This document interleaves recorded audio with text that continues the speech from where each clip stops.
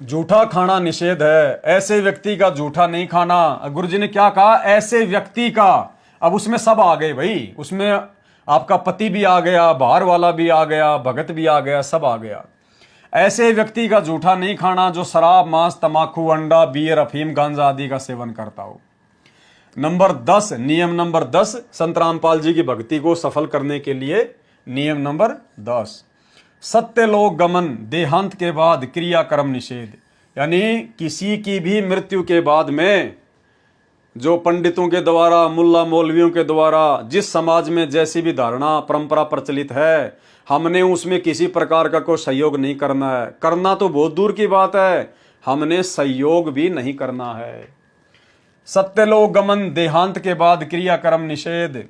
यदि परिवार में किसी की मौत हो जाती है, चिता में अग्नि कोई भी दे सकता है, चिता में अग्नि कोई भी दे सकता है, भगत भी दे सकता है, जगत वाला भी दे सकता है, कोई दिक्कत नहीं है। घर का या अन्य तथा अग्नि प्रज्वलित करते समय मंगलाचरण बोल दें। उसको आग देते समय, चिता में अग्नि लगाते समय मंगलाचरण बोल सकते हैं। तो उसके फूल आदि कुछ नहीं उठाने, यानी भगत ने फूल आदि कुछ भी नहीं उठाना है। भगत अगर मर जाता है, भगत अगर शरीर छोड़ देता है और बाकी परिवार यदि उपदेशी है, तो हमने तो कुछ करना ही नहीं है। खाली नॉर्मली उसको अपनी गाड़ी में लेटा के या अपने जो कंधे पे लेटा के नॉर्मल तरीके से, कोई क्रियाक्रम नहीं करना, कोई जो है कफन पे वो कफन नहीं डालना, केवल एक कफन डालना है, कोई फेरी वारी नहीं लगानी, कोई मुंह में घी वगैरह आटा वगैरह नहीं ठूसना, कुछ नहीं करना। पैर चाहे आगे करो चाहे उसके पीछे करो, कोई दिक्कत नहीं है। चाहे 2 आदमी दो कंधा, चाहे 20 आदमी दो, चाहे उसको गाड़ी में लेके जाओ, कोई दिक्कत नहीं। वो मिट्टी है, उसको सीधा ले जाओ और लगा के लकड़ी अग्नि में सवा कर दो। कुछ नहीं करना, वहां पर कोई क्रियाक्रम नहीं करना, कोई मटका वटका नहीं फोड़ना, कोई गंगा जी में अस्थियां वस्तियां नहीं लेके जाना, कोई कुछ नहीं करना। क्योंकि उसने अपनी आत्मा का कल्याण करवा लिया। वो भगत था, उसने भक्ति की है। ना वो प्रेत बनेगा, ना भूत बनेगा, ना अन्य योनियों में जाएगा। अगर पार नहीं होगा तो मनुष्य जन्म मिलेगा, और पार हो गया तो सतलोक जाएगा। तो हमने कुछ नहीं करना। और यदि आप जी भगत हैं और आपके परिवार में मरने वाला यदि कोई उपदेशी नहीं है, भगत नहीं है, तो आपने सावधानियां बरतनी है। आपने उन परंपराओं में किसी का कोई सहयोग नहीं करना है। उसके फूल आदि कुछ नहीं उठाने हैं। यदि उस स्थान को साफ करना अनिवार्य है, तो उन अस्थियों को उठाकर स्वयं ही किसी स्थान पर चलते पानी में बहा दें।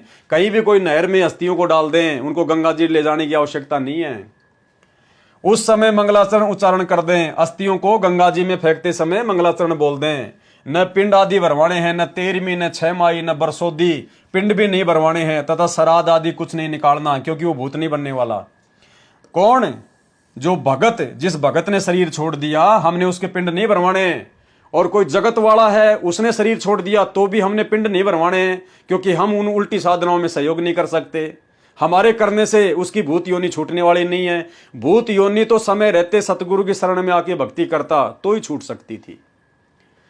किसी भी अन्य व्यक्ति से हवन आदि नहीं करवाना है, यानी कोई पूजा पाठ नहीं करवानी है। संबंधी तथा रिश्तेदारों आदि को शोक व्यक्त करने आए, उनके लिए कोई भी एक दिन नियुक्त कर दें। उस दिन प्रतिदिन करने वाला नित्य नियम करें। सभी रिश्तेदारों को बोल दो, भैया आज से 3 दिन बाद या 4 दिन बाद में कोई भी एक दिन फिक्स कर लो कि जिसने आना है उस दिन आ जाओ भाई। उसके बाद मैं अपने काम धंधे पे जाऊंगा, आपको यहां पर रोने धोने के लिए कोई नहीं मिलेगा। ज्योति जागृत करें। और हमने अपनी सारी भक्ति क्रियाएं ज्यों की त्यों करनी है। चाहे किसी जवान की मौत हो, चाहे बूढ़े की मौत हो, चाहे बाप की, चाहे बेटे की। सुबह का नित्य नियम, परमात्मा की ज्योत जलाना, अपना सत्संग सुनना, सारी क्रिया हमने निर्विघ्न रूप से करनी है। ऐसे की ऐसे लोकलाज में नहीं आना, दबाव में नहीं आना। फिर सर्वे को खाना खिलाएं। यदि आपने उसके मरने वाले के नाम पर कुछ धर्म करना है, तो अपने गुरुदेव जी की आज्ञा लेकर बंदी छोड़ गरीबदास जी महाराज जी की अमृतवाणी का अखंड पाठ करवाना चाहिए। कहां पर? आश्रम में। जब गुरुजी आश्रम में हो तो गुरुजी की आज्ञा लेकर गुरुजी से ही आश्रम में पाठ करवाना चाहिए। यदि पाठ करने की आज्ञा न मिले तो परिवार के उपदेशी भगत 4 दिन या 7 दिन घर में एक अखंड ज्योत देसी घी की जलाएं तथा ब्रह्म गायत्री मंत्र प्रतिदिन 4 बार करें तथा 3 या 1 बार के मंत्र का दान संकल्प सतलोकवासी को करें। इसकी भी हमने कोई विशेष आवश्यकता नहीं है भाई और बहनों, क्योंकि भगत अगर मरा है तो भगत के पास तो उसकी भक्ति है, या तो मनुष्य जन्म मिलेगा या सतलोक जाएगा। तो हमने अपनी भक्ति का उसको संकल्प नहीं करना है। ये केवल उनके लिए है, केवल उनके लिए परमात्मा बता रहे हैं जो अभी भक्ति में कमजोर हैं। और मान लीजिए किसी का बेटा मर गया, कोई मर्यादा तोड़ दी, या उसने नाम दीक्षा नहीं ले रखा था, तो उन माता बहनों के लिए, उन भाइयों के लिए परमात्मा ने यह विधि बताई है ताकि उन अनुपदेशियों को थोड़ा बहुत कोई भक्ति लाभ मिल जाए और उनको दोबारा से परमात्मा जो है मनुष्य जन्म दे दे। लेकिन अब हम समझदार हो चुके हैं भाई और बहनों, अब हमने ये गलती नहीं करनी है। अब हमने पहली बात तो मोह ममता के चक्कर में पड़ना नहीं है, क्योंकि मरने वाले को हमने खूब समझाया था, खूब बताया था कि भक्ति कर ले, भक्ति कर ले, नहीं तो गधा बनेगा। फिर भी वो नहीं माना तो हमने उसको मंत्र संकल्प नहीं करना। हम अपनी भक्ति बर्बाद ना करें कि भाई जैसा सतगुरु चाहेगा वैसा ही होगा, वरना फिर वो भी हमारी कमजोरी हो जाएगी। और भगत मरता है तो भगत को मंत्र दान करने की, मंत्र संकल्प करने की आवश्यकता ही नहीं है, क्योंकि या तो मनुष्य जन्म मिलेगा या सीधा सतलोक जाएगा। तो इन चीजों का ध्यान रखो। ये परमात्मा ने ये समय और परिस्थितियों के अनुसार ये बातें लिखी हैं। जब तक भगत को पूर्णतया ज्ञान नहीं होता है तब तक जैसा उचित समझे 1 या 2 3 तक मंत्र के जाप का फल उसे दान करें। भाई हम कौन होते हैं दान करने वाले? हम कौन होते हैं भक्ति दान करने वाले? मंत्रों का दान करना यानी भक्ति का दान करना हो गया। तो भाई भक्ति का दान तो सतगुरु कर सकता है। तो हम उस मरने वाले के निमित्त सतगुरु को पाठ करवा सकते हैं, ज्योति करवा सकते हैं, ताकि परमात्मा उसके प्रतिफल में उस आत्मा को मनुष्य जन्म देगा। जैसा उचित समझे 1 या 2 3 मंत्र के जाप का फल उसे दान करें। प्रतिदिन की तरह ज्योति व आरती नाम सुमरण करते रहना है। ये याद रखते हुए कि कबीर साथी हमारे चले गए, हम भी चालनहार, कोई कागज में बाकी रह रही, ताते लाग रही वार। कबीर दे ही पड़ी तो क्या हुआ, झूठा सभी पटीट, पक्षी उड़ गया आकाश को चलता कर गया बीट। कर्म कांड के विषय में सत्य कथा मेरे यानी संत रामपाल दास के। अब ये जो मैटर है, पूरा का पूरा जो प्रकरण है, ये लेखक ने संत रामपाल जी भगवान के द्वारा लिखे गए लेख से लिया है। तो यहां पर गुरुदेव अपने नाम के आगे दास शब्द लिख रहे हैं, तो गुरुदेव अपने नाम के आगे दास शब्द लिख सकते हैं, क्योंकि परमात्मा अपने आप को छुपाते हैं, इसलिए गुरुदेव अपने नाम के आगे दास शब्द लिख सकते हैं। लेकिन आप और हम भाई बहन उनके नाम के आगे जब हम लिखें कोई लेख, तो हमने दास शब्द नहीं लिखना है। परमात्मा, परमेश्वर, बंदी छोड़, सतगुरु, ये शब्द लिखने हैं। मेरे यानी संत रामपाल दास के पूज्य गुरुदेव स्वामी रामदेवानंद जी महाराज को 16 वर्ष की आयु में किसी महात्मा के सत्संग सुनने से वैराग्य हो गया था। एक दिन वे खेतों में गए हुए थे, पास में ही वन था। वे वन में जाकर किसी मृत जानवर की हड्डियों के पास अपने कपड़े फाड़कर फेंक जाते हैं और स्वयं महात्मा जी के साथ चले जाते हैं। जब उनकी खोज हुई तो उनके घर वालों ने देखा कि वन में हड्डियों के पास फटे हुए कपड़े पड़े हैं, तो उन्होंने सोचा कि किसी जंगली जानवर ने उन्हें खा लिया है। उन कपड़ों तथा हड्डियों को उठाकर घर पर ले आते हैं और अंतिम संस्कार कर देते हैं। उसके बाद में 13वीं तथा 6 माही करते हैं और फिर श्राद्ध शुरू हो जाते हैं। जब मेरे पूज्य गुरुदेव बहुत बूढ़े हो चुके थे तो वे एक बार घर पर गए। तब उन घर वालों को यह पता चला कि ये तो जीवित है और घर छोड़कर चले गए थे। उन्होंने बताया कि जब ये घर छोड़कर चले गए थे तो इनकी खोज हुई, जंगल में इनके कपड़े मिले, उनके पास कुछ हड्डियां पड़ी थी। तो हमने सोचा कि किसी जंगली जानवर ने इनको खा लिया है और उन कपड़ों तथा हड्डियों को घर पर लाकर अंतिम संस्कार कर दिया। फिर मैंने, संत रामपाल दास ने, मेरे पूज्य गुरुदेव के छोटे भाई की पत्नी से पूछा कि जब हमारे पूज्य गुरुदेव घर छोड़कर चले गए थे तो तुमने पीछे से क्या किया? उसने बताया कि जब मैं ब्याही आई थी, यानी जब मेरी शादी हुई थी, तो उस समय मुझे इनके श्राद्ध निकलते हुए मिले थे।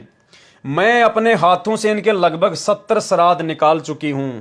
उसने बताया कि जब घर में कोई नुकसान हो जाता था, जैसे कि भैंस का दूध न देना, थन में खराबी आ जाना, कोई और नुकसान हो जाना आदि, तो हम शाणू के पास बूझा पड़वाने के लिए जाते थे। तो वे कहते थे कि तुम्हारे घर में कोई निसंतान अनमैरिड मरा हुआ है, तुम्हारे को वह दुखी कर रहा है।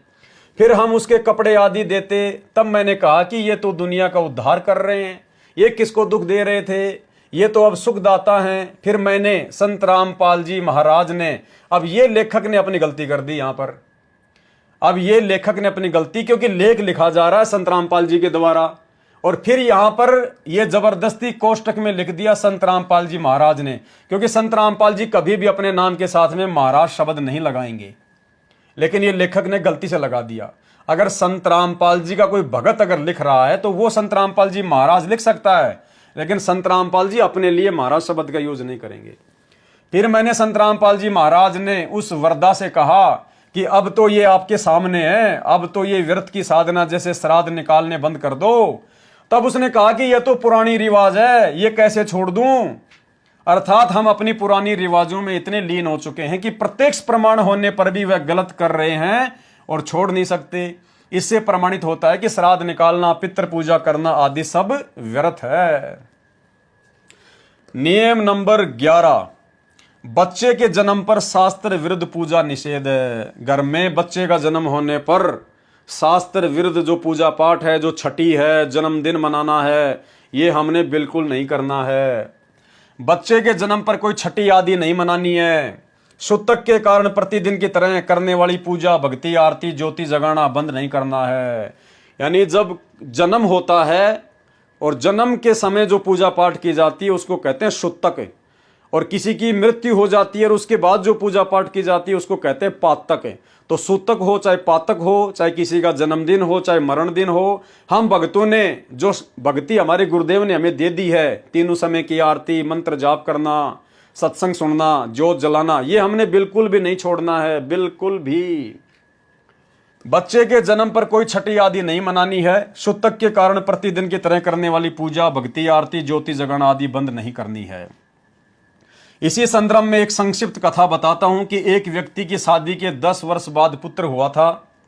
पुत्र की खुशी में उसने बहुत ही खुशी मनाई, 20-25 गांवों को भोजन के लिए आमंत्रित किया और बहुत ही गाना बजाना हुआ, अर्थात काफी पैसा खर्च किया। फिर 1 साल के बाद उस पुत्र का देहांत हो गया।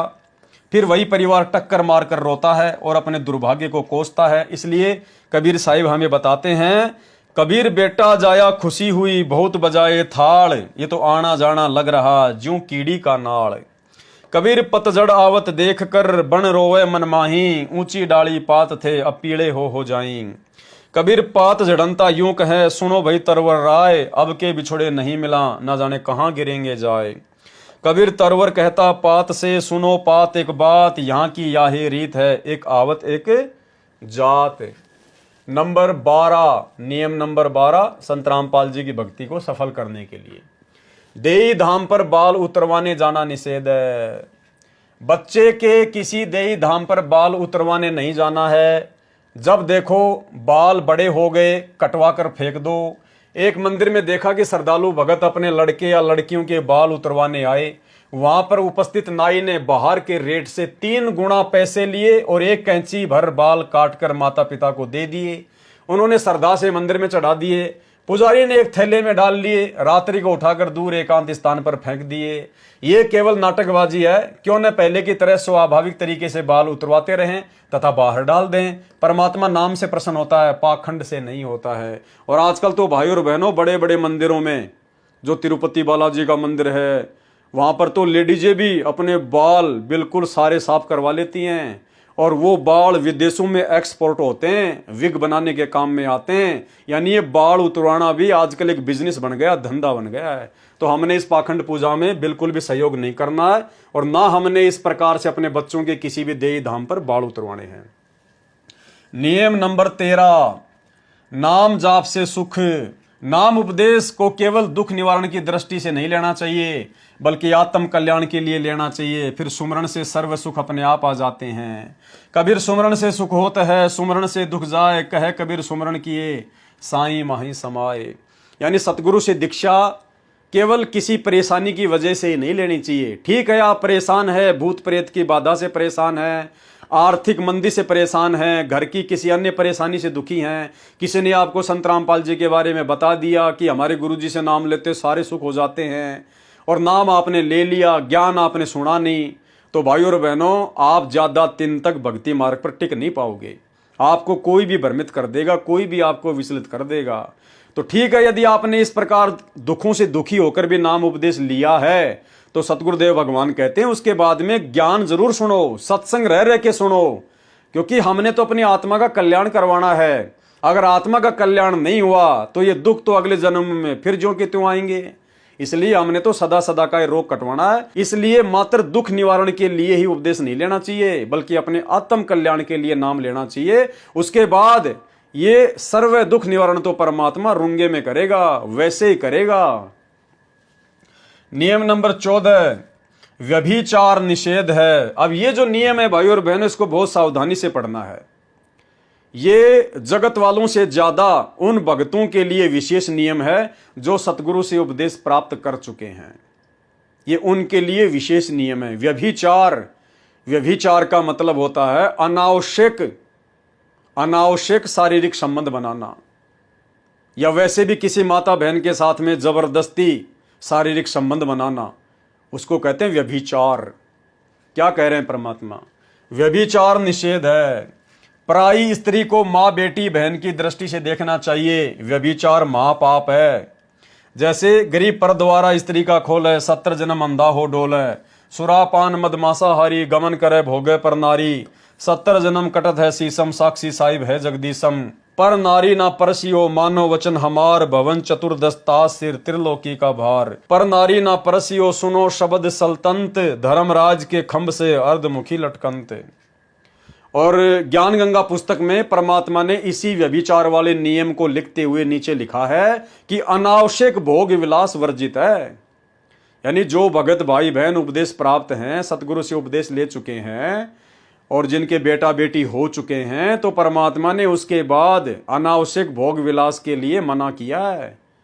उसके बाद भी यदि आप भोग विलास करते हैं तो समझिए आप जी एक आत्मा की प्रतिदिन हत्या कर रहे हैं। इतना भार आपके सिर पे चढ़ रहा है भक्ति करते करते भी। नियम नंबर 15, निंदा सुनना व करना निषेध है। भक्ति मार्ग में आने के बाद में अपने गुरु की निंदा करना या गुरु की निंदा सुनना, ये तो निषेध है ही है। हमने किसी अन्य व्यक्ति की भी भूलकर निंदा नहीं करनी है भगत बनने के बाद में। अपने गुरु की निंदा भूलकर भी न करें और नहीं सुने। सुनने से अभिप्राय है यदि कोई आपके गुरु जी के बारे में मिथ्या बातें करे तो आपने लड़ना नहीं है, बल्कि यह समझना चाहिए कि यह बिना विचारे बोल रहा है, अर्थात झूठ कह रहा है।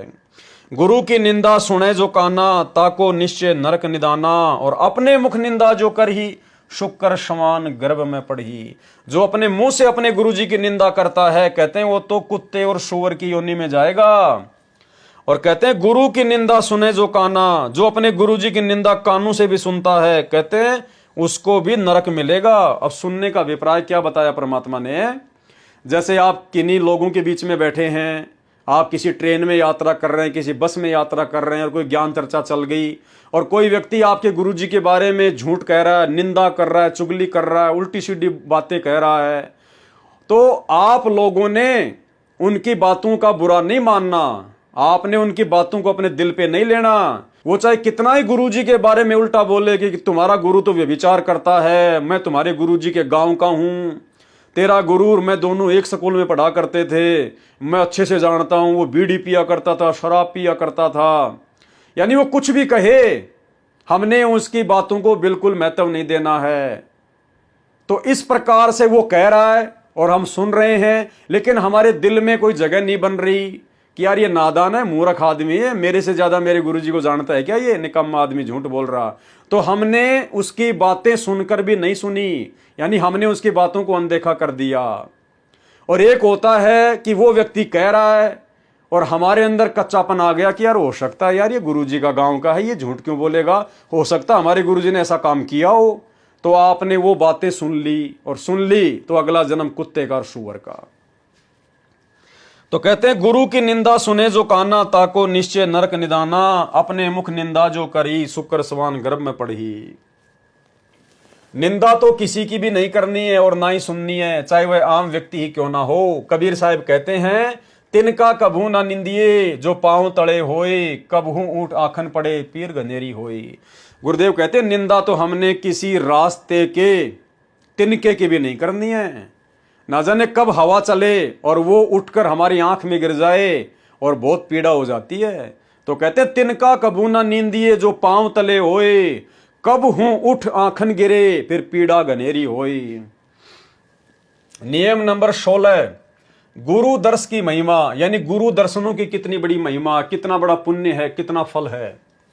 सत्संग में समय मिलते ही आने की कोशिश करें तथा सत्संग में नखरे मान बढ़ाई करके नहीं आना चाहिए, अपितु अपने आप को एक बीमार समझ कर आना चाहिए। जैसे बीमार व्यक्ति चाहे कितने पैसे वाला हो, चाहे उच्च पदवी वाला हो, जब अस्पताल में जाता है तो उस समय उसका मकसद केवल रोग मुक्त होना होता है।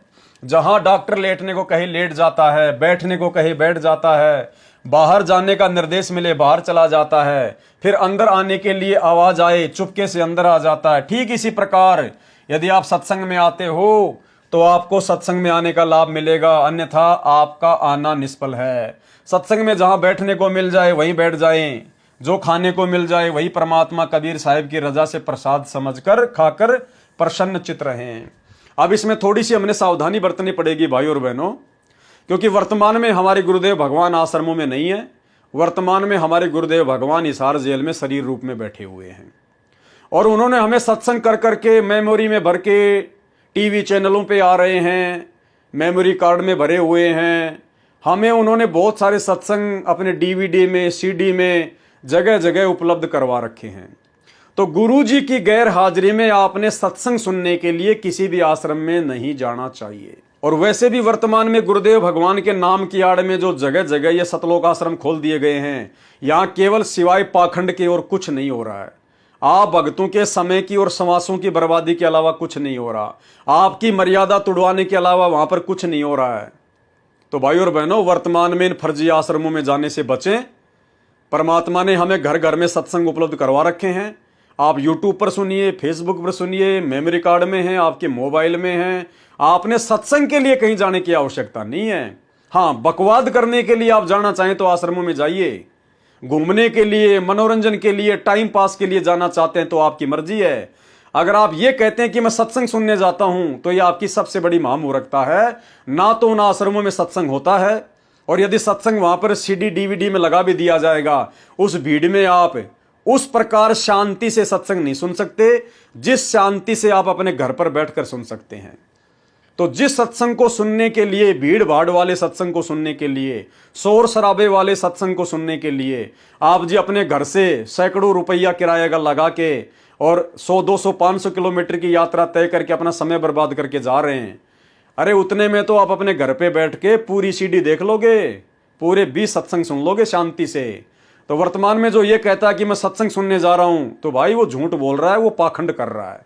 सत्संग भगवान ने घर घर में दे रखे हैं, सत्संग सुनने के लिए कहीं जाने की आवश्यकता नहीं है। ये सोशल मीडिया क्यों दिए भगवान ने? जब हमारे गुरुजी किसी आश्रम में होंगे सह शरीर, उस समय हम जाएंगे आश्रम में, उस समय उनके मुख कमल से सत्संग सुनेंगे, उसका लाभ मिलेगा। वे हमें आशीर्वाद देंगे, उसका लाभ मिलेगा।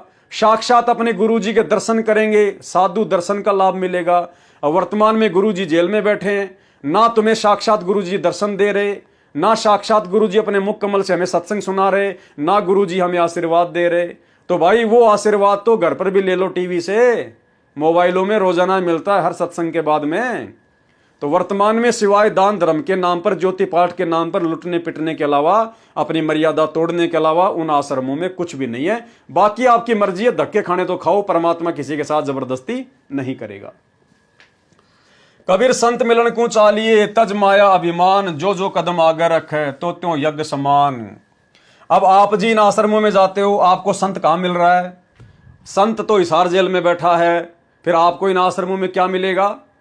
आप जी इन आश्रमों में जाओगे तो आपको वर्तमान में क्या मिलेगा? ये वाणी उस समय के लिए जब आपके गुरु आश्रम में हों, तो आपको संत मिलन का लाभ मिलेगा। अब संत तो बैठा हिसार जेल में, और वहां आश्रमों में बैठे वो ठग, संत के परिवार वाले, वो कोऑर्डिनेटर, बड़े बड़े भगत ज्योति पाठ के पैसों की उम्मीद में, तो वहां तो ठग बैठे हैं, पाखंडी बैठे हैं, वहां आपको क्या मिलेगा? संत मिलन को चालिए, तज माया अभिमान, जो जो कदम आगे रखे वो ही यज्ञ समान। कबीर संत मिलन को जाइए, दिन में कई कई बार, आसोज के मेघ जो घना करे उपकार। ये वाणियां उस समय के लिए हैं जब वो पूर्ण तत्वदर्शी संत आश्रम में बैठा हो। कबीर दर्शन साधु का परमात्मा आवे याद, लेखे में वही घड़ी बाकी के दिन बर्बाद। कबीर दर्शन साधु का मुख पर बसे सुहाग, दर्श उन्हीं को होते हैं जिनके पूर्ण भाग। नियम नंबर 17, ये बहुत ही ज्यादा इंपॉर्टेंट है भाई और बहनों, ध्यान से सुनना। इस नियम को ढंग से फॉलो किए बिना आप जी जिंदगी में सतलोक नहीं जा सकते, आपकी भक्ति बन ही नहीं सकती। और इस नियम को वर्तमान में संत रामपाल जी की 90% संगत फॉलो नहीं कर रही है। इन आश्रमों में जाने वाले भगत इस नियम को बिल्कुल भी फॉलो नहीं कर रहे, ना अपने घर पर और ना उन आश्रमों में। नियम नंबर 17, गुरु महिमा। यदि कहीं पर पाठ या सत्संग चल रहा हो या वैसे गुरुजी के दर्शनार्थ जाते हो तो सर्वप्रथम गुरुजी को दंडवत लंबा लेटकर प्रणाम करना चाहिए। क्या आदेश दिया जा रहा है भाइयों और बहनों, शब्दों को ध्यान से पकड़ना। यदि आप अपने गुरुजी के दर्शनों के लिए या गुरुजी के मुख कमल से सत्संग सुनने के लिए किसी आश्रम में जाते हो, यानी पहली बात तो हमने केवल उसी आश्रम में जाना है, उसी वक्त हमने आश्रम में जाना है जब आश्रम में हमारे गुरुजी हों। अरे होंगे तभी तो दर्शन होंगे, तभी तो हम उनके मुख कमल से सत्संग सुनेंगे। तो उस समय आपने क्या करना है? सबसे पहले अपने गुरुजी को लंबा लेटकर दंडवत प्रणाम करना है। अब इन आश्रमों में कोई भी अपने गुरुजी को लंबा लेट के दंडवत प्रणाम नहीं करता है, क्योंकि यहां पर अकेले गुरुजी का नाम है, जबकि इन आश्रमों में हर जगह दंडवत स्थान पर, प्रणाम करने वाले स्थान पर गुरुजी की अकेले की फोटो नहीं है। जगह जगह वो दाढ़ी मूछ वाले की फोटो और गुरुजी की फोटो, गुरुजी को नीचे बैठा रखा है, दाढ़ी मूछ वाले कबीर जी की नकली फोटो ऊपर लगा रखी है, गुरु गोविंद की फोटो। सब लोग उसी को दंडवत मारते हैं, उसी को दंडवत करते हैं, जबकि भक्ति मार्ग में विधान है केवल अपने गुरुजी को ही दंडवत करना है। इसी नियम में लिख रखा है गुरुजी ने साफ साफ, केवल अपने गुरुजी को ही दंडवत प्रणाम किया जाता है। बाकी अन्य जो भी महापुरुष हैं, जो पहले हो चुके हैं, जो आज केवल फोटोओं में हैं, केवल उनको प्रणाम करना है हाथ जोड़ के, केवल प्रणाम, उनको दंडवत प्रणाम नहीं करना। अन्यथा आपके कितने बाप हो गए। अरे दंडवत प्रणाम केवल अपने गुरु को किया जाता है। आप अपने गुरुजी को भी दंडवत प्रणाम कर रहे हो, आप दाढ़ी मूछ वाले कबीर जी की फोटो को भी दंडवत प्रणाम कर रहे हो, आप गरीबदास जी को भी दंडवत प्रणाम कर रहे हो, आप दादा गुरु जी की फोटो को भी दंडवत प्रणाम कर रहे हो, आप पंडित चिदानंद जी की फोटो को भी दंडवत प्रणाम कर रहे हो। आपके तो 5-5 पति हो गए द्रौपदी की तरह, मोक्ष कैसे पाओगे? ये तो व्यभिचारणी भक्ति हो गई, वैश्या भक्ति। क्या कह रहे हैं परमात्मा? यदि कहीं पर पाठ या सत्संग चल रहा हो, कब? जब आपके गुरुजी आश्रम में हो या वैसे गुरुजी के दर्शनार्थ जाते हो तो सर्वप्रथम क्या कह रहे हैं गुरुजी? सर्वप्रथम क्या करना है? तो सबसे पहले गुरुजी को दंडवत प्रणाम लंबा लेटकर दंडवत प्रणाम करना चाहिए। उसके बाद क्या करना है? बाद में सदग्रंथ साहिब व तस्वीरें, कौन कौन सी तस्वीरें? जैसे साहिब कबीर की मूर्ति, यानी वो दाढ़ी मूछ वाली फोटो, गरीबदास जी की व स्वामी रामदेवानंद जी व गुरु जी की मूर्ति को प्रणाम करें, जिससे सिर्फ भावना बनी रहेगी। दंडवत प्रणाम करने का आदेश केवल अपने गुरु जी को है। अरे वहां तो आश्रमों में तो जगह जगह वो दाढ़ी मूछ वाला कबीर, दाढ़ी मूछ वाला कबीर, वहां तो व्यभिचारणी भक्ति है, वैश्या भक्ति हो रही है, पतिव्रता पद की भक्ति नहीं है वहां पर। इस भक्ति मार्ग में यदि सफलता प्राप्त करनी है, मोक्ष प्राप्त करना है, केवल एक मात्र अपने सतगुरु को दंडवत प्रणाम करने का विधान है। आप लोगों से क्या करवाया जा रहा है? अब आगे क्या कह रहे हैं परमात्मा? मूर्ति को प्रणाम करें जिससे श्री भावना बनी रहेगी। मूर्ति पूजा नहीं करनी है, केवल प्रणाम करना है। केवल प्रणाम करना पूजा में नहीं आता, यह तो भगत की श्रद्धा को बनाए रखने में सहयोग देता है। यानी बाकी फोटोओं के आगे मात्र हाथ जोड़ना है, और हाथ जोड़ना कोई पूजा में नहीं आता है। हाथ तो हम अपने रिश्तेदार के आगे भी जोड़ते हैं, भक्तों के आगे भी जोड़ते हैं, सत साहेब। तो ये हाथ जोड़ना केवल पूजा में नहीं आता, लेकिन दंडवत प्रणाम करना पूजा में आता है। और क्या कह रहे हैं यहां परमात्मा? पूजा तो केवल वक्त गुरु व मंत्र की करनी है जो पार लगाएगा। तो पूजा किसकी करनी है? वक्त गुरु की। वक्त गुरु कौन है? सतगुरु रामपाल जी। और थोड़ी देर पहले दास ने आपको क्या पढ़ाया था कि पूजा तो बंदी छोड़ कबीर परमेश्वर की करनी है। और यहां क्या कहा जा रहा है? पूजा तो वक्त गुरु व मंत्र जाप की करनी है। तो कौन हुए वक्त गुरु? स्वयं कबीर भगवान, कबीर परमात्मा।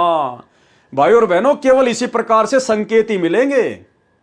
इसीलिए परमात्मा कहते हैं शब्द सैन सतगुरु की पहचान है, पावे अटल सुहागरे।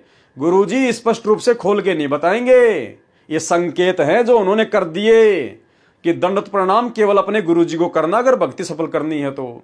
अगर वो नकली कबीर जी की फोटो को, गरीबदास जी की फोटो को, दादा गुरु जी की फोटो को दंडवत प्रणाम किया तो समझो आप उनकी पूजा कर रहे हैं। और वही पूजा तो केवल अपने पति की, अपने वक्त गुरु की करनी होती है, अन्य किसी को दंडवत नहीं करना होता है। कबीर गुरु गोविंद दोनों खड़े किसके लागू पाए, बलिहारी गुरु अपना जिन गोविंद दियो बताए। देखो वाणी क्या बोल रही है, कबीर गुरु गोविंद दोनों खड़े किसके लागू पाए, तो बलिहारी गुरु अपना जिन गोविंद दियो मिलाए। केवल अपने गुरु जी को ही प्रणाम करना है। और दास आपको बार बार वो वीडियो सुनाता है जो परमात्मा हमें कहते हैं, गुरुदेव भगवान, कि जब तुम त्रिकुटी पर जाओगे वहां तुम्हारी परीक्षा होगी कि तुमने अपने गुरु जी को क्या समझा, अपने गुरु जी को तुमने क्या मान रखा है, तुमने अपने गुरु जी के साथ में कैसा व्यवहार किया, वहां पे परीक्षा होगी। और क्या बताया गुरु जी ने छोटे से वीडियो के माध्यम से, कि मान लीजिए तुम त्रिकुटी पे गए, पहली बात तो हमें पता ही नहीं चलेगा कि हम त्रिकुटी पे आ गए। हमें तो ऐसा लगेगा जैसे हम किसी सत्संग में जा रहे हैं, किसी भगत भाई के घर पे जा रहे हैं। तो वर्तमान में हमने यही सोच के भक्ति करनी चाहिए कि मैं त्रिकुटी पे खड़ा हूं, तभी हम सफल हो पाएंगे, गलतियां करने से बच पाएंगे। तो गुरुदेव कहते हैं कि जब तुम त्रिकुटी पर जाओगे और वहां मान लो एक तरफ तो ये दास खड़ा है, कौन, गुरुजी अपने लिए कह रहे हैं, एक तरफ तो ये संत रामपाल दास खड़ा है, और मेरे बराबर में जिसको तुम कबीर भगवान मानते हो, दाढ़ी मूछ वाला, वो अपना ओरिजिनल रूप में आ जाए। एक तरफ तो हमारे गुरुजी खड़े हैं और एक तरफ संगत जिसे नादानी में कबीर मानती है दाढ़ी मूछ वाले को, वो दाढ़ी मूछ वाला रूप आ जाए और दोनों खड़े हो जाए। तो कहते हैं किसके लागू पाए, तो कहते हैं बलिहारी गुरु अपना जिन गोविंद दियो बताए। तो गुरुदेव कह रहे हैं केवल अपने गुरुजी के ही पैरों में पड़ना है, अपने गुरुजी को ही दंडवत करना है। उसकी तरफ अगर झांक भी लिया, फोटो नहीं, फोटो वाला कबीर नहीं, अगर फोटो से निकल के अगर ओरिजिनल भी बन के आ जाए वो दाढ़ी मूछ वाला और गुरुजी के बराबर में आके खड़ा हो जाए, तो गुरुजी आदेश दे रहे हमें कि आपने अपने गुरुजी के अलावा अगर उसकी तरफ देख भी लिया, उसको दंडवत करना तो बहुत दूर की बात है। अगर आपने उस ओरिजिनल कबीर दाढ़ी मूछ वाले की तरफ अगर देख भी लिया, उसी समय फेल हो जाओगे। और फिर गुरुजी कह रहे हैं यहां भी ऐसा ही है। यहां का मतलब वर्तमान में हम जो भक्ति कर रहे हैं, इस भक्ति जीवन में भी ऐसा ही है। इसलिए तो हम सत्सेवकों ने उस कबीर की फोटो को फाड़ फाड़ के अपने घर से निकाल दिया कि हमारे असली कबीर तो ये है, ना रहेगा बांस और ना बजेगी बांसुरी। तो बताइए आप लोग तो फंसे फंसाए पड़े हो जो इन आश्रमों में जाते हो, जो इन आश्रमों में जाते हैं वो भाई तो फंसे फंसाए पड़े हैं। आपके सामने अगर वो दाढ़ी मूछ वाला आ जाए तो आप तो तुरंत उसके पैरों में जा पड़ोगे। तो सुनिए गुरुजी का छोटा सा सत्संग, आप जिस दाढ़ी मूछ वाली फोटो को रोजाना दंडवत करते हो ना दिन में 3 बार, गुरुजी कहते हैं अगर वो ओरिजिनल भी आ जाए ना तो भी उसको दंडवत नहीं करना, देखना भी नहीं उसकी तरफ, केवल अपने गुरुजी के प्रति समर्पित रहना है, नहीं तो फेल। तो भाई आप तो फेल हुए पड़े हो सारे के सारे। आपको क्या सिखाया जाता है इन आश्रमों में? आश्रमों में साथ संगतियां नहीं है, आश्रमों में ज्ञान चर्चा नहीं है, इसलिए दास उनको पाखंड का गढ़ कहता है। तो सुनिए गुरुजी का सत्संग। गुरु और गोविंद दोनों खड़े, वहां मान लीजिए परमात्मा दोनों रूप बना के खड़ा हो जा, एक दास का रूप और दूसरा अपना ओरिजिनल रूप। तो कहते हैं वहां भी परीक्षा होगी किसके लागू पाए। सबसे पहले कहते बलिहारी गुरु अपना जिन गोविंद दियो मिलाए। अपने गुरुजी के ही चरणों में गिरना, वहां पर परमात्मा की तरफ अगर झांक भी लिया उधर साथ होगी तो वो रिजेक्ट करेंगे आपको। यहां भी ऐसा ही होगा। तो वहां गुरुजी के ही चरणों में समर्पित होना है तो भगवान प्रसन्न। कबीर गुरु गोविंद दोनों खड़े काके लागू पाए, बलिहारी गुरु अपना जिन गोविंद दियो मिलाए। कबीर गुरु बड़े हैं गोविंद से। अरे गुरु तो भगवान से भी बड़ा बताया है, क्योंकि भगवान खुद ही गुरु बनकर आ गया है। कबीर गुरु बड़े हैं गोविंद से, मन में देख विचार कि भैया ये तने गुरु के ज्ञान आधार से विचार करना पड़ेगा। हरि सुमरे सो रह गए, गुरु बजे हुए पार। कबीर हरि के रूठत्या गुरु की शरण में जाए, कबीर गुरु जे रूठ गया तो हरि नहीं होत सहाय। कबीर 7 समुद्र की मसी करूं, लेखनी करूं बन राय, धरती का कागज करूं, सतगुरु गुण लिखा न जाए।